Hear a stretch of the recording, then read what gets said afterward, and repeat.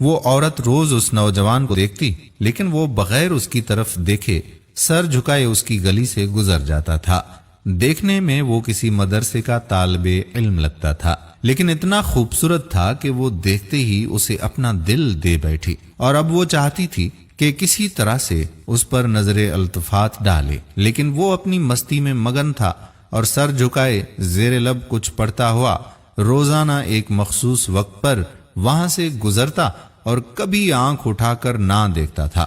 اس عورت کو اب ضد سی ہو گئی تھی۔ وہ حیران تھی کہ کوئی ایسا نوجوان بھی ہو سکتا ہے جو اس کی طرف نہ دیکھے، اور اسے ایسا سوچنے کا حق بھی تھا۔ وہ اپنے علاقے کی سب سے امیر ترین اور خوبصورت ترین عورت تھی، خوبصورت اتنی کہ جب وہ باہر نکلتی تو لوگ اسے بے اختیار دیکھنے پر مجبور ہو جاتے تھے۔ اسے حیرت تھی کہ جس کی خوبصورتی کو دیکھنے کے لیے لوگ ترس رہے ہیں وہ خود کسی کو پسند کرے اور وہ مائل نہ ہو، اس کی طرف دیکھنا گوارا نہ کرے۔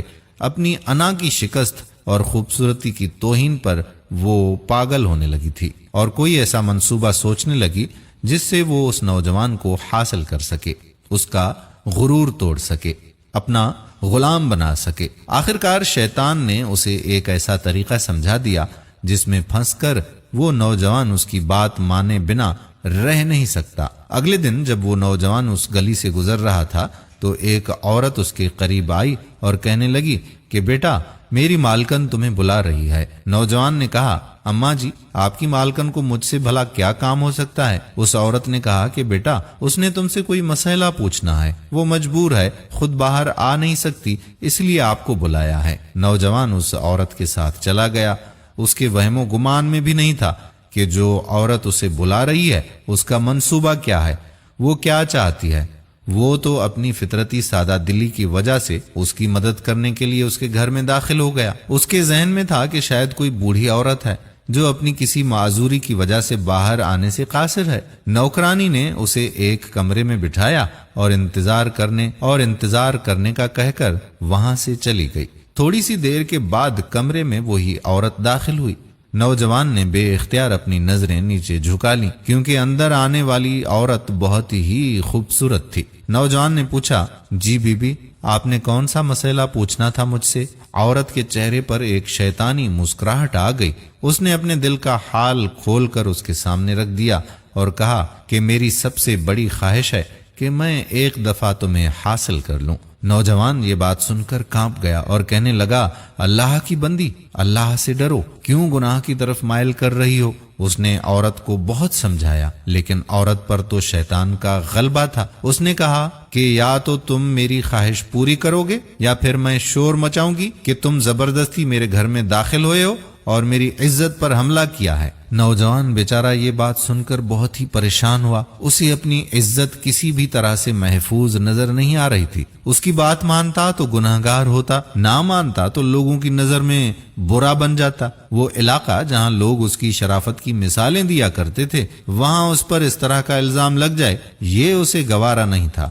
وہ عجیب و غریب مصیبت میں بیچارہ پھنس گیا۔ دل ہی دل میں وہ اپنے اللہ کی طرف متوجہ ہوا اور اللہ سے مدد چاہی تو اس کے ذہن میں ایک ترکیب آ گئی۔ خواتین و حضرات، اس نے عورت سے کہا کہ ٹھیک ہے، میں تمہاری خواہش پوری کرنے کے لیے تیار ہوں، لیکن پہلے مجھے باتھ روم جانے کی حاجت ہے، مجھے جانے دیں۔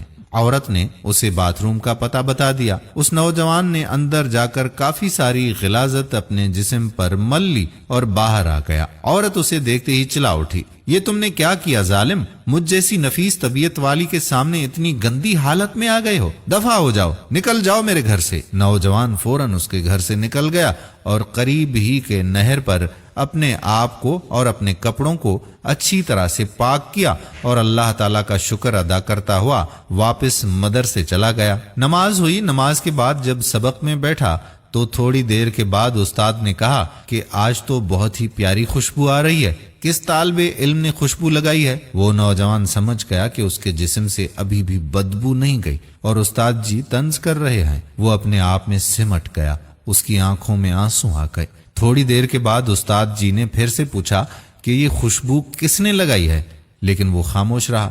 آخرکار استاد نے سب کو ایک ایک کر کے بلایا اور خوشبو سونگنے لگے۔ اس نوجوان کی باری آئی تو وہ سر جھکائے استاد کے سامنے کھڑا ہو گیا۔ استاد نے اس کے کپڑوں کو سونگھا تو خوشبو اس کے کپڑوں سے آ رہی تھی۔ استاد نے کہا کہ تم بتا کیوں نہیں رہے تھے کہ یہ خوشبو تم نے لگائی ہے؟ نوجوان رو پڑا، کہنے لگا استاد جی اب اور شرمندہ نہ کریں، مجھے پتا ہے کہ میرے کپڑوں سے بدبو آ رہی ہے، لیکن میں مجبور تھا۔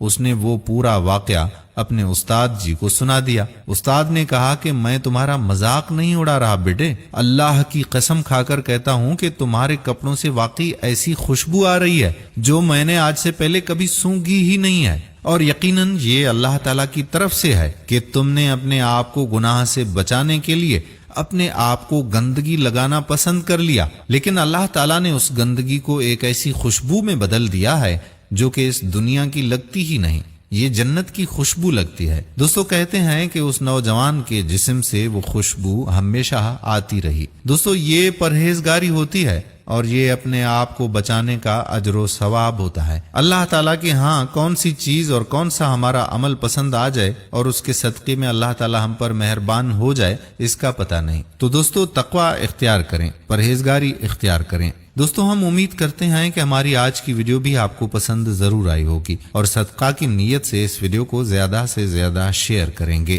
آنے والی ویڈیو تک اپنے میزبان قادر بخش کلہوڑوں کو اجازت دیجیے۔ اللہ حافظ۔